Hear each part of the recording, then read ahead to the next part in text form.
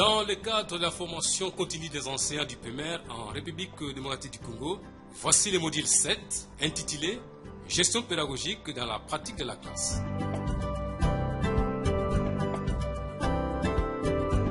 Produit par le studio de la Direction des programmes scolaires et matériels didactiques du ministère de l'enseignement primaire, secondaire et initiation à la nouvelle citoyenneté, en partenariat avec le projet de soutien à l'éducation des bases, PROSEB en cycle, et du Centre du développement de l'éducation EDC en cycle.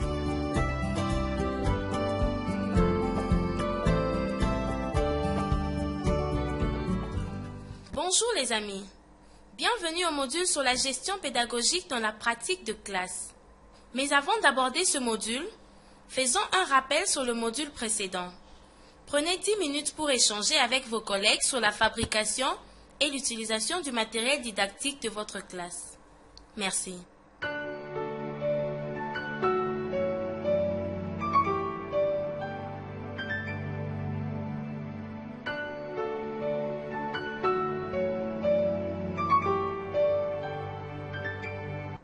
Bienvenue au module 7, session 1, chapitre 3. Maintenant, nous abordons le module sur la gestion pédagogique. Ces modules comprennent plusieurs thèmes. Chaque thème comprend une introduction, des activités, des exercices de contrôle, ainsi qu'une synthèse qui donne un résumé de chaque activité proposée. À la fin de certaines sessions, il y aura une application. Ce module de formation à distance a été rédigé selon l'approche pédagogique par compétences telle qu'indiquée dans ce schéma.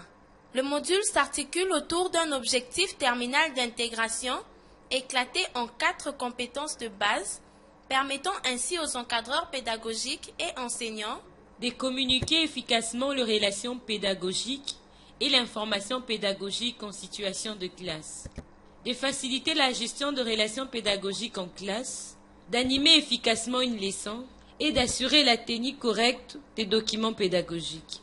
L'objectif terminal d'intégration est d'assurer une gestion pédagogique efficace et rationnelle des pratiques de classe. Mais avant de commencer, prenons le temps d'évaluer nos connaissances antérieures sur le sujet. Prenez chacun une feuille de papier et disposez les chiffres de 1 à 10. Pour chaque numéro, nous allons poser une question à choix multiple. Écrivez la lettre qui, selon vous, correspond à la bonne réponse. Une fois terminé, remettez la feuille au directeur d'école ou gardez-la pour la corriger à la fin du module. Merci.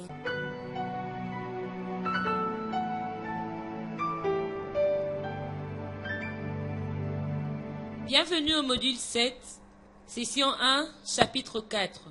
Commençons. Première question. En début de l'année, l'enseignant établit des règles de classe selon un processus. Lequel de ces éléments est la première étape du processus? A. Voter pour les 5 règles les plus importantes. B. Expliquer pourquoi les règles sont nécessaires. C. Remue-ménage des règles qui devraient être en place. D. Prioriser les règles. E. Afficher les règles en classe. Deuxième question. Il n'est pas nécessaire d'établir une routine pour un des éléments suivants. A.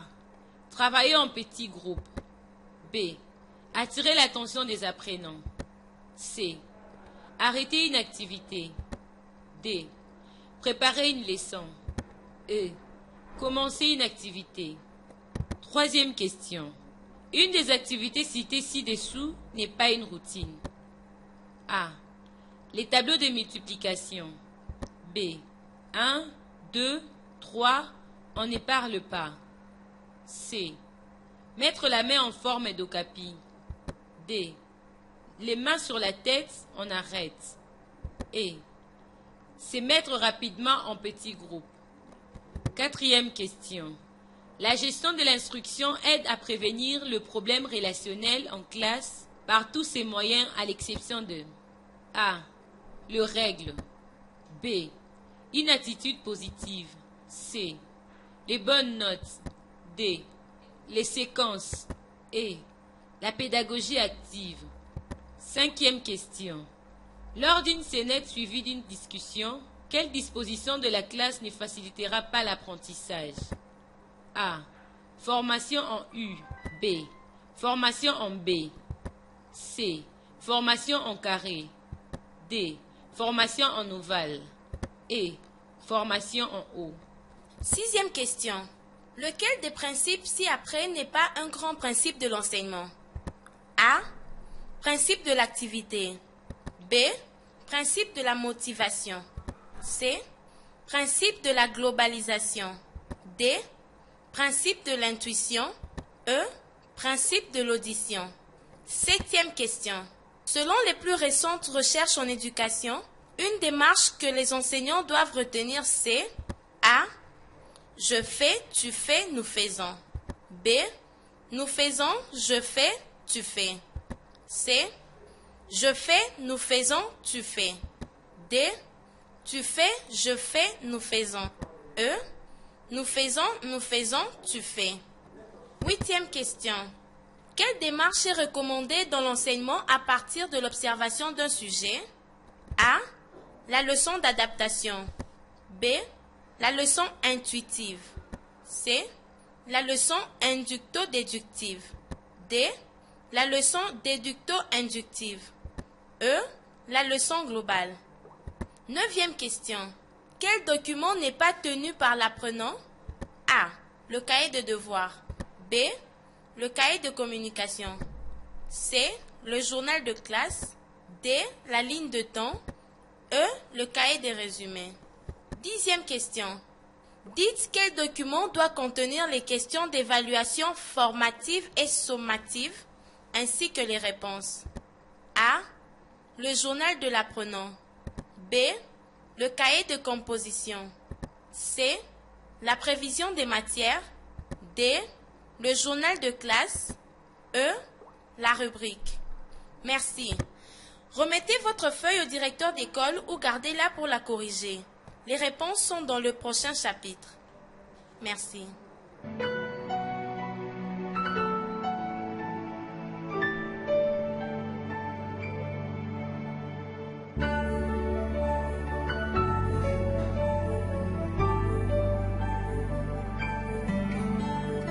Bienvenue au module 7, session 1, chapitre 5. À présent, voyons les objectifs spécifiques de cette session portant sur l'utilisation de règles pour faciliter la gestion pédagogique en classe. Cette session comporte 5 objectifs spécifiques. L'objectif 1, c'est de définir ce qu'est une règle en situation de classe. L'objectif 2, c'est de décrire le rôle de règle en situation de classe. L'objectif 3, c'est d'identifier des techniques pour établir des règles favorisant une bonne gestion pédagogique. L'objectif 4, c'est de décrire comment appliquer les règles en classe. L'objectif 5, c'est de déterminer les conséquences pour le non-respect des règles en classe. Prenez 10 minutes pour échanger sur ces objectifs. Comment les règles favorisent-elles une bonne gestion de la classe?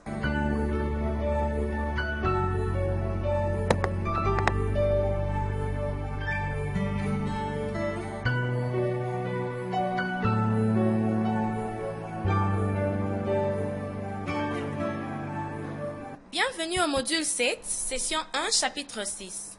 À présent, définissons ce que nous entendons par règles pour la gestion pédagogique dans la classe. Les règles, c'est des énoncés qui décrivent les comportements qui favorisent un climat favorable à l'apprentissage. Un exemple classique d'une règle serait que les apprenants doivent lever la main et attendre que l'enseignant leur donne la parole.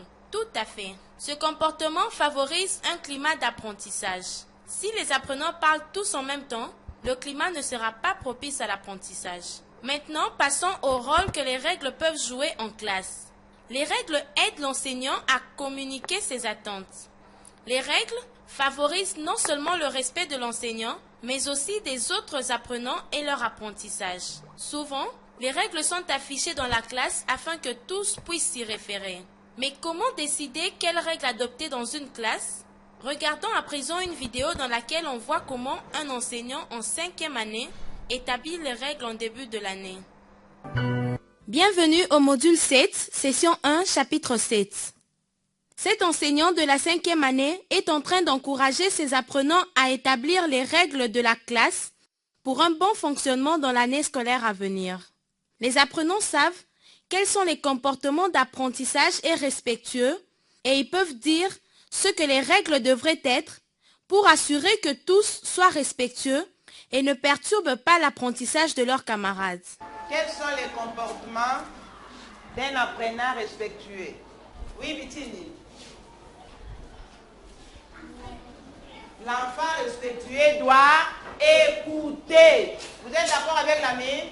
Oui. Bravo pour l'ami. Encore. L'enfant respectueux doit écouter. Qui est-ce qu'il doit écouter? En classe. Nous ne sommes pas à la maison, nous sommes en classe. Il doit écouter qui? L'enfant respectueux doit écouter la maîtresse. Très bien, l'enfant respectueux doit écouter la maîtresse. Quelle est alors la règle pour notre classe? Oui, Divine. Vous êtes d'accord avec l'ami? Oui. Ah, nous sommes d'accord avec l'ami. L'ami a dit il faut écouter la maîtresse. Qui peut écrire alors il faut écouter la maîtresse? Pour l'enseignant. Pour nous. Oui, tu écris il faut écouter l'enseignant.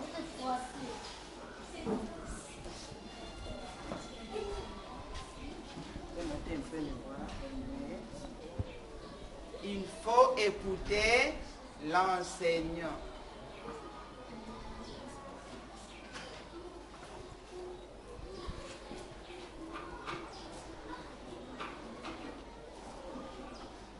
Suis bien ce qu'elle a mis écrit au tableau.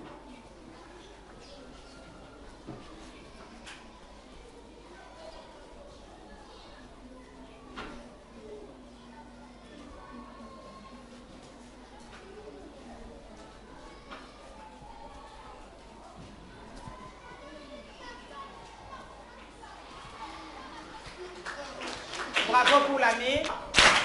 Très bien. À part la maîtresse qu'on doit écouter. On doit écouter encore qui en classe?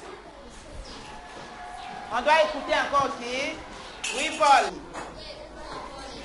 Vous êtes d'accord avec ce que l'ami a dit? Oui. Ah, on doit écouter les amis. Bravo pour l'ami. Encore. On doit écouter les amis. Voilà, on doit écouter les amis. Pourquoi on doit écouter les amis? Pour qu'elle retienne aussi la réponse que l'ami a donnée. Très bien. Pourquoi encore?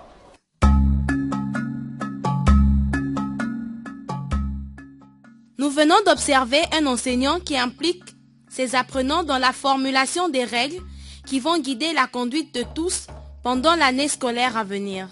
En les impliquant dans cette activité, il motive les apprenants à s'engager. Ce ne sont pas les règles de l'enseignant, mais bien les règles qui sont tous formulées ensemble. Merci. Bienvenue au module 7, session 1, chapitre 8. Vous avez vu, l'enseignante n'a pas imposé les règles. Les règles ont d'abord été suggérées par les apprenants. À partir d'une question simple sur le comportement respectueux, les apprenants ont formulé des règles pour la classe et les ont écrites au tableau. La prochaine étape dans cette démarche, c'est de demander aux apprenants de choisir les 5 règles les plus importantes. Ils peuvent voter pour les règles qu'ils considèrent prioritaires. Une fois les règles établies, l'enseignant peut les transcrire sur un grand papier et les afficher dans la classe avec la signature de tous les apprenants de la classe. En signant la fiche, les apprenants affirment qu'ils approuvent ces règles et s'engagent à les respecter. Cette fiche servira de point de référence pour tous. Comme l'enseignant, il est important que vous respectiez vous-même les règles établies en classe. Par exemple, si les apprenants doivent lever la main pour parler, vous devez choisir des apprenants qui ont la main levée et non ceux qui crient « moi madame, moi madame ». Parfois, il faudra reprendre une ou plusieurs règles avec les apprenants, surtout dans les premières semaines de l'année. C'est une bonne pratique de faire un petit rappel chaque matin, surtout dans les classes avec des enfants plus jeunes. Pour le non-respect des règles, après les rappels, vous devez établir des conséquences, mais d'abord vous assurer que l'apprenant a bien compris les règles. La discipline et les conséquences seront le sujet d'une autre session. Afin de vous assurer que vous avez bien assimilé la matière, voici quelques questions auxquelles nous vous demandons de répondre. Prenez 15 minutes pour échanger entre vous et y répondre. Question 1. Pourquoi est-il avantageux d'avoir des règles en classe? Question 2. Décrivez un processus pour établir des règles de comportement en classe. Question 3. Énumérez 3 règles qui pourraient améliorer le comportement dans votre classe et dites pourquoi. Nous voici à la fin de notre session. Nous avons appris le rôle de règles de comportement en classe et la façon de les établir avec les apprenants.